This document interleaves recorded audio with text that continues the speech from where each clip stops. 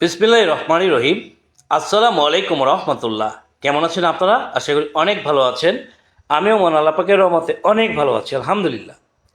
তো আজকে আমি আপনাদের মাঝে হাজির হয়েছি নতুন আরেকটি ভিডিওতে। আর আজকের এই ভিডিওটা হচ্ছে পার্টস অফ স্পিচ।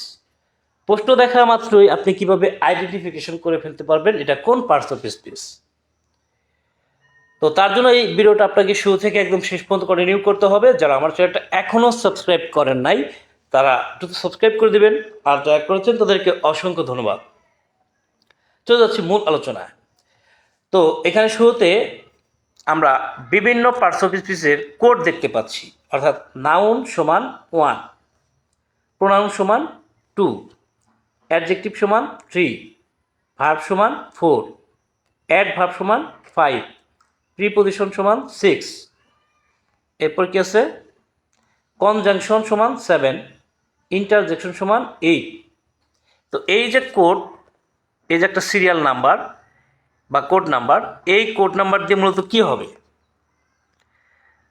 তো দেখেন এখানে ম্যাজিকটা দেখেন যে দি ওয়ার্ড লার্জলি, এখানে বলা হচ্ছে যে লার্জলি যে ওয়ার্ডটা আছে এটা কোন পার্টস অফ স্পিচ। এটা কি নাউন, নাকি এটা অ্যাডজেক্টিভ, নাকি এটা অ্যাডভার্ব, নাকি কোনোটাই না।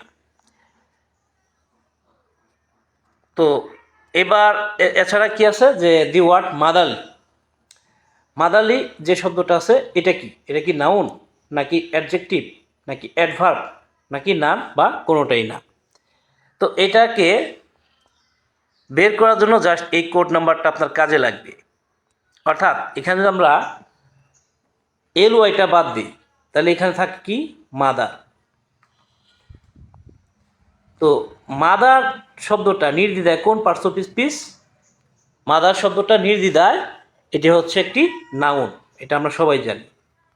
এখন তাহলে কথা হচ্ছে যে মাদারলি, মাদারলি শব্দটা কোন পার্টস অফ স্পিচ। তো মাদার হচ্ছে নাউন, তো নাউনের কোড নাম্বারটা কত ছিল 1। আর এই যে মাদারলি, এই মাদারলি এই এটা শেষে কি আছে এল ওয়াই আছে, মানে এল ওয়াইয়ের মধ্যে কয়টা ওয়ার্ড আছে, এল একটা ওয়ার্ড, ওয়াই একটা ওয়ার্ড, তাহলে এখানে 2 ওয়ার্ড আছে। তো যেহেতু মাদারটা নাউন, এর সাথে আমরা আরও 2 ওয়ার্ড যোগ করলাম, তাহলে 1 আর 2 যোগ করলে কত হলো 3। এখন 3 নাম্বার কোন কোডে রয়েছে, অ্যাডজেক্টিভের কোডে রয়েছে 3। তাহলে এখানে মাদারলি যে শব্দটা আছে এই মাদারলি শব্দটা হচ্ছে কি অ্যাডজেক্টিভ। ওকে, হ্যাঁ। তো অনুরূপভাবে যদি আমরা বলি দি ওয়ার্ড লার্জ, লার্জ, তো লার্জ শব্দটা একটি অ্যাডজেক্টিভ, কারণ লার্জ অর্থ হচ্ছে বড়, বিশাল। তো এটি কি একটি অ্যাডজেক্টিভ। তো অ্যাডজেক্টিভ এর কোড নাম্বার কত, আমাদের অ্যাডজেক্টিভের কোড হচ্ছে 3। আর এর সাথে যেহেতু এল ওয়াই আছে তাহলে এর সাথে আরও 2 যোগ হইল, তাহলে সমান সমান সমান কত হয় 5। তো এই 5 নাম্বার কিসের মধ্যে রয়েছে, অ্যাডভার্বের মধ্যে রয়েছে। তো যেহেতু এখানে আমাদের যোগফলটা 5 আসছে, তাহলে এখানে লার্জলি শব্দটা কি, লার্জলি শব্দটা হচ্ছে একটি অ্যাডভার্ব। তো এভাবে সহজে আপনি অ্যাডজেক্টিভ এবং অ্যাডভার্ব অনায়াসে বের করে ফেলতে পারবেন। এবার আসি আমরা যে কোনো ওয়ার্ড এর পরিবর্তে যদি ইট বসানো যায়, কি বসানো যায়, ইট, ইট বসানো যায় তাহলে তা অবশ্যই নাউন। যেমন এখানে আছে অনেস্টি, অনেস্টির পরিবর্তে যদি আমরা ইট বসাই তাহলে এটা যদি অর্থপূর্ণ থেকে যায় তাহলে এটা অবশ্যই নাউন। যেমন honesty is the best policy, সততাই সর্বোৎকৃষ্ট পন্থা। তো এই অনেস্টির পরিবর্তে যদি আমরা ইট বসাই, it is the best policy, ইহা সর্বোৎকৃষ্ট পন্থা। তো অনেস্টির পরিবর্তে ইট বসানোর ফলে অর্থটা কিন্তু অর্থপূর্ণ মনে হলো। তো অর্থপূর্ণ হওয়ার কারণে, অর্থাৎ কোনো ওয়ার্ডের পরিবর্তে যদি আপনি ইট বসান, ইট বসানোর পর যদি অর্থটি ঠিক থাকে তাহলে সেটি অবশ্যই নাউন। এবার আসি যে অ্যাডজেক্টিভ, অ্যাডজেক্টিভের পরের শব্দটি অবশ্যই নাউন হয়। অ্যাডজেক্টিভের পরের শব্দটি কি হয়, অবশ্যই নাউন হয়। যেমন এখানে kindness is a good virtue, তো গুড শব্দটা কি, একটি অ্যাডজেক্টিভ, গুড শব্দটি একটি অ্যাডজেক্টিভ। তো অ্যাডজেক্টিভের পরে যদি কোনো ওয়ার্ড থাকে তাহলে সেই ওয়ার্ডটা অবশ্যই কি হবে, নাউন হবে, নাউন অথবা প্রোনাউন। তো যেহেতু ভার্চু, এই ভার্চু শব্দটা, ভার্চু অর্থ কি, গুণ। তো এখানে অ্যাডজেক্টিভ শব্দটা পরে এই ভার্চু থাকার কারণে এটি কি হয়েছে, এটি নাউন। নাউনকে আইডেন্টিফিকেশন করার জন্য আপনাকে জাস্ট কিছু সাফিক্স মনে রাখতে হবে।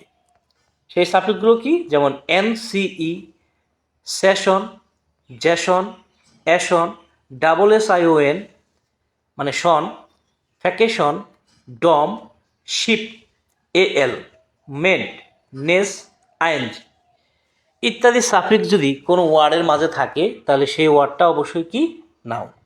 তো যেমন এখানে আছে ফ্রিডম, এই ফ্রি এর সাথে কি যোগ হয়েছে, ডম যোগ হয়েছে। তো এই ডম সাফিক্সটা যোগ হওয়ার কারণে এটি, এই ফ্রিডম শব্দটি কি, একটি নাউন। এবার আপনাকে একটা জিনিস মনে রাখতে হবে যে ভার্বের সাথে যদি AL যোগ করা হয় তাহলে সেটা, সেই ওয়ার্ডটা হবে নাউন। আবার নাউনের সাথে যদি AL যোগ করা হয় সেই ওয়ার্ডটা হবে অ্যাডজেক্টিভ।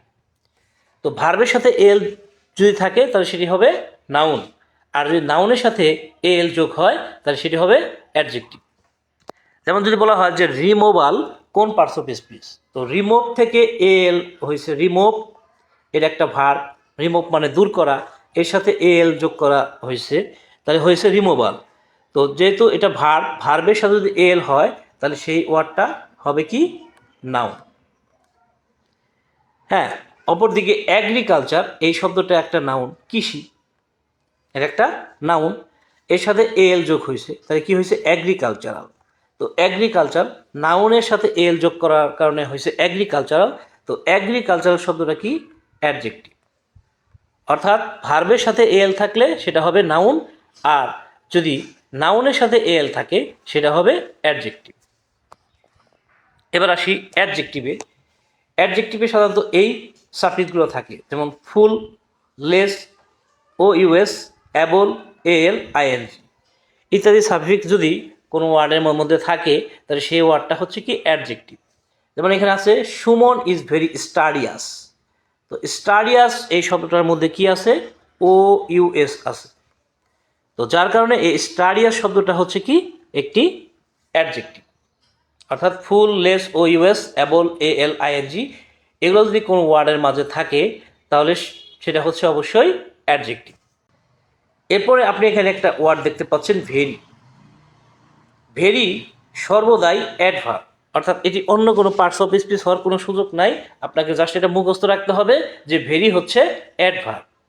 তো মনে রাখবেন যে অ্যাডভার্বের পরের শব্দটি অবশ্যই অ্যাডজেক্টিভ হয়ে থাকে, অ্যাডভার্বের পরের শব্দটি অ্যাডজেক্টিভ হয়ে থাকে। হ্যাঁ, যেমন এখানে কি ছিল, ভেরি স্টাডিয়াস। তো ভেরির পরে স্টাডিয়াস থাকার কারণে এটি কি হয়েছে, অ্যাডজেক্টিভ হয়েছে।